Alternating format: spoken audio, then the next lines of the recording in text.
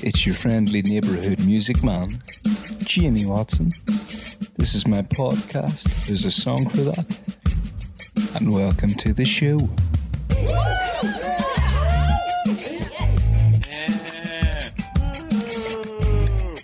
Hell yeah! That's what I'm talking about. Oh yeah. Howdy, hi folks. Welcome back. We are here at episode 40, and I am back in what the locals call God's country. But what I mean by that is I'm back home in Northern Ireland, where the water is soft, the craic is 90, and everything is wee, no matter the actual size of it. It's nice to be back with the fam and to hear my accent in abundance again, but I am still missing good old Somerset and the friends I left behind. I am longing for musician conversation again, so it's good I have this show. Because talking with people who get it as a musician is invaluable. Best compliment I get from my granny here, who's a massive Elvis fan, but bless her, like, the only compliment I get from her is, well, I understood the words, which, to be fair, is actually probably quite a big compliment from her. That's it. But bless her, she's there for me when I really need it. And, you know, there's just a matter with a lot of my family of maybe not appreciating how long it takes to get from a song idea to like a finished recorded product. And there's always the question of like, so what are you going to do now? You know, like talking about now finished music at uni. The answer's the same as it always has been. Like, I'm going to do what I've been doing for the past 4 years. I'll do whatever jobs don't make me want to kill myself too much on the side while I pursue my music. It is really that simple. I've got to go deep, people. Like, there's no other end goal. I am either ending up as a working musician that gets by purely on music, or I pack up my shit, get a cabin in the mountains off the grid, and exclude myself from society. It is all or nothing. As I know, I won't be happy with any other result. Maybe I'm not ready yet, you know. Maybe in 3 years I will be. Maybe right now is just not the time. Whether it's the fates or God or the universe or my own subconscious saying that it isn't time to come out of the oven yet. It needs to bake for longer. We don't know where all this is coming from. Like, I just feel like I'm underappreciated as a musician by some of my family. Maybe I'm just being a diva, you know. Maybe both.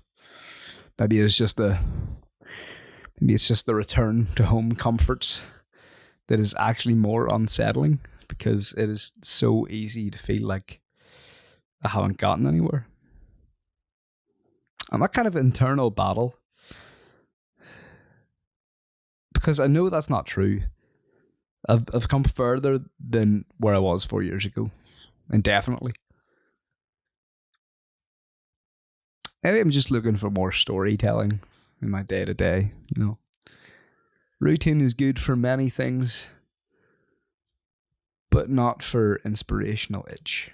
Dingy bars smell a drink, chanting, cheersing, guys requesting a song they barely know in their drunken stupor. Gotta love it. Piano Man there by Billy Joel, iconic tune. And the waitress is practicing politics while the businessman slowly gets stoned. Yes, they're sharing a drink they call loneliness, but it's better than drinking alone.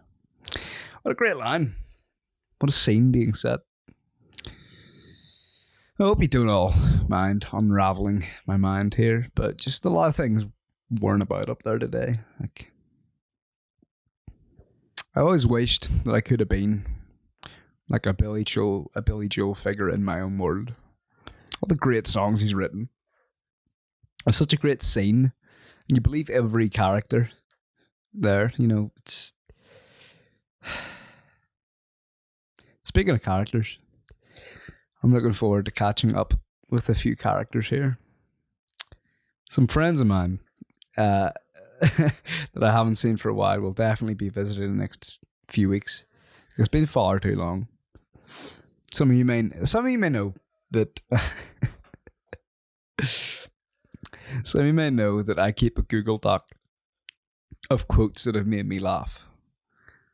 I've had the list for years, and it would be bigger still if I had not lost a load of them when I switched phones a good few years ago. Which reminds me, shout out to Aaron Fleming, who had some crackers back when we were in school together in the height of 2010s meme culture. I'm sorry your quotes are lost in the ether, Aaron. However, I do still have plenty from my friends and family from the past 7 years. And a good chunk of them are from my time at Belfast Met. And a good lot of them are from my time at uni. So I thought I would read a few of my favourites for you on this podcast. Just so you know, like, the kind of caliber, like, of people we're talking about. So the first one is first one's from a good friend Shayla, who lives in the States. And for those who maybe don't know, I can be a fucking miserable bastard at times. But often my misery can be communicated in a humorous way, especially when you're a teenager and you aren't allowed to be happy. One night we were on a video call, and for a few hours, I just happened to be in a better mood than usual. I can't really remember why. And this concerned Shayla, who proceeded to say, "Why are you in a good mood?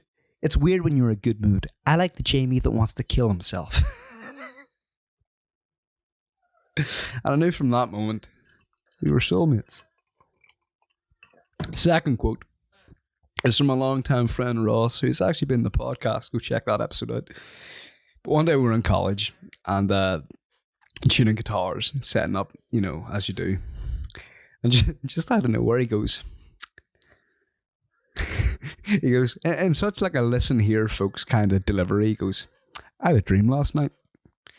To which our little group says, "Did you?"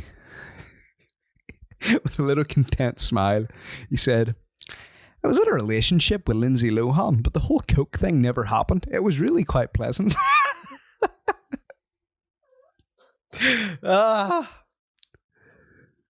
It just made me giggle. It's just, he looks so happy.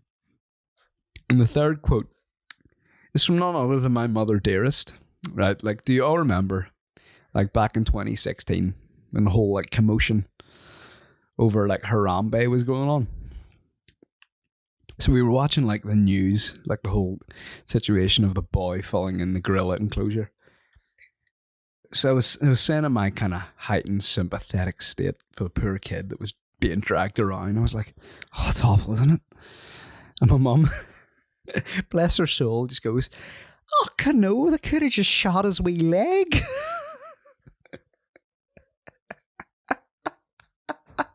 Never mind the kid. And our final quote for you guys from my list of treasures is from my friend Andrew, right? We were having a few drinks, as you do, and we got onto a topic of, like, hookups, one night stands, etc. He was telling me about this one girl he got with, and, like, if I remember correctly, he met her on, like, a night out, or it was like a Tinder hookup thing. But the story goes that he got back to hers, and she was just kind of like, "Give me a second, just putting something on." So he waited, and he said to me, she came out with, like, this body harness thing. And I was like, "What the fuck is that for?" I thought it was one of those, like, things you put around kids' legs because their muscles don't work. Turns out it was just a fetish thing.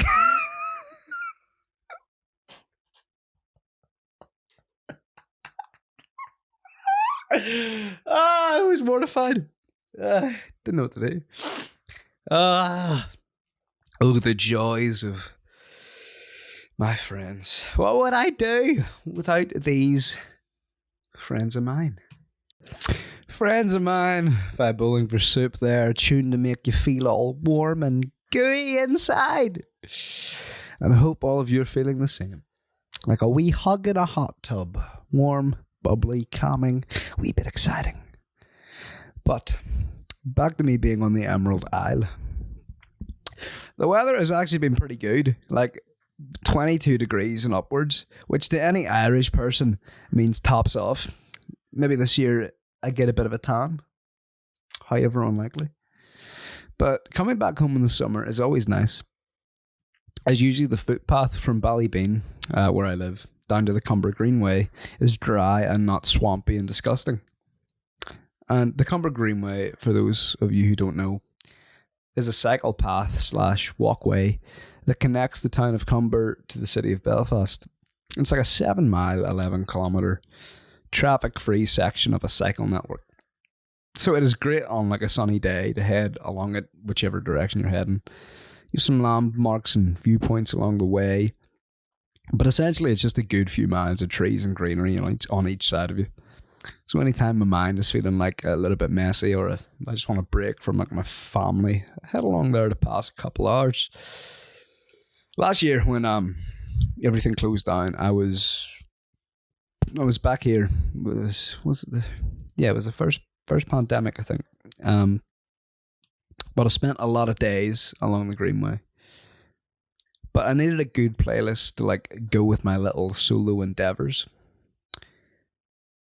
So like, I needed a summer playlist, you know. Like I didn't want all doom and gloom kind of playlist. So I made one derived from like a lot of summer barbecue or like hits of summer classics.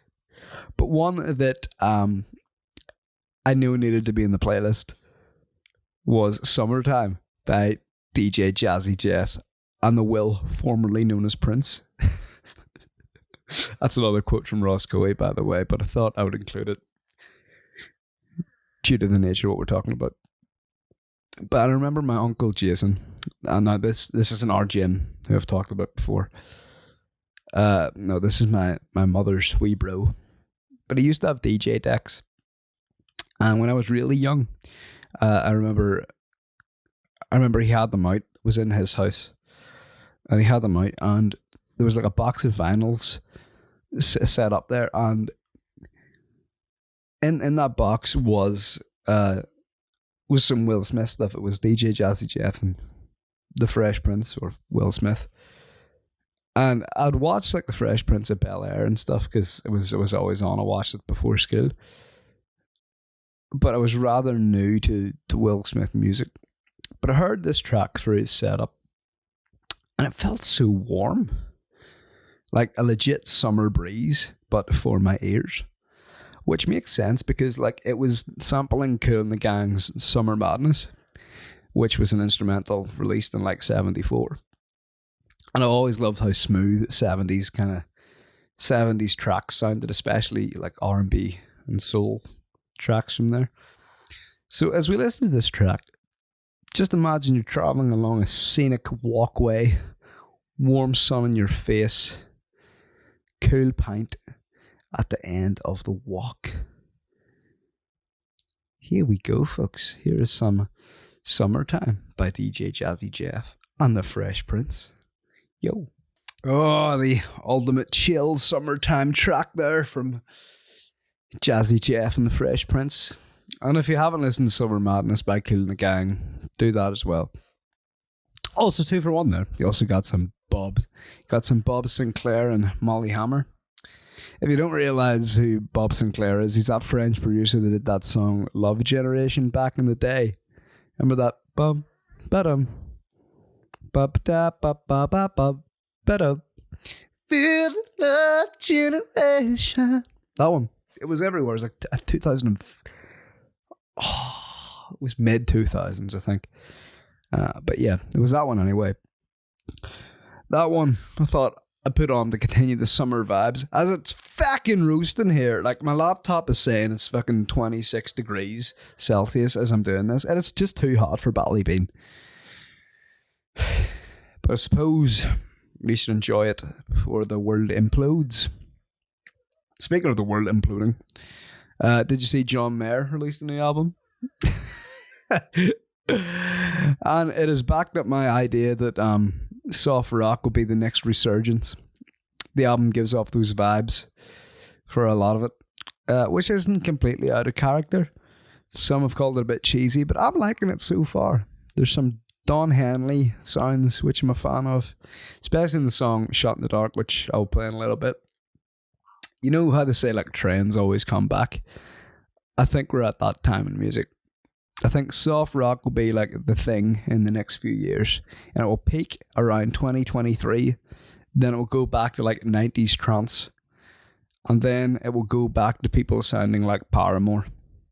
And you can hold me to that.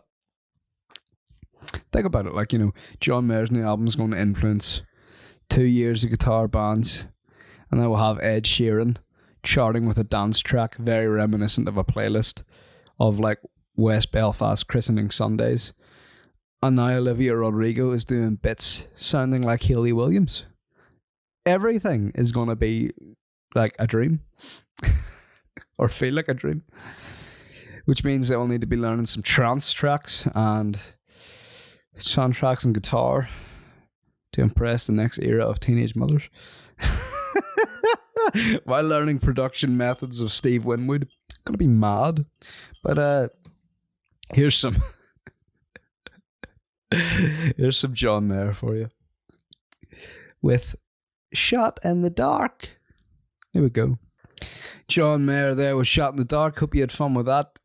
As I'm on my own today, I won't run this episode for as long, even though I'm sure you want this Irish brogue until you fall asleep. I have other things to do, so I need to keep it short. But here's my parting wisdom that I like to do with these solo episodes. Here we go. You ready? Get ready.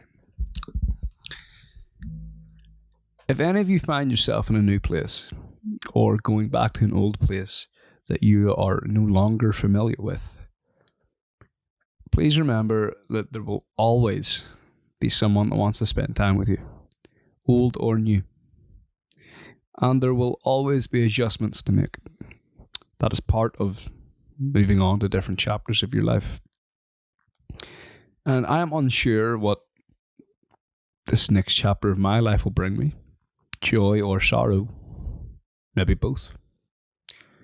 Maybe I will get a charting single. Or maybe I will pop a knee out of place. Who knows? The world is uncertain. But keep going. Maybe you may end up in a state of bliss that is disguised as uncertainty. And on that note, I'll leave you with some Newton Faulkner. This is a new single from the boyo, and I think it's just pretty pretty. Pretty. It's a nice song. And it's called World Away, so I thought it was appropriate. And as always, peace, love, and happiness. You absolute cretins. If you've got a feeling that you can't put into words, don't worry, friends. Because there's a song for that.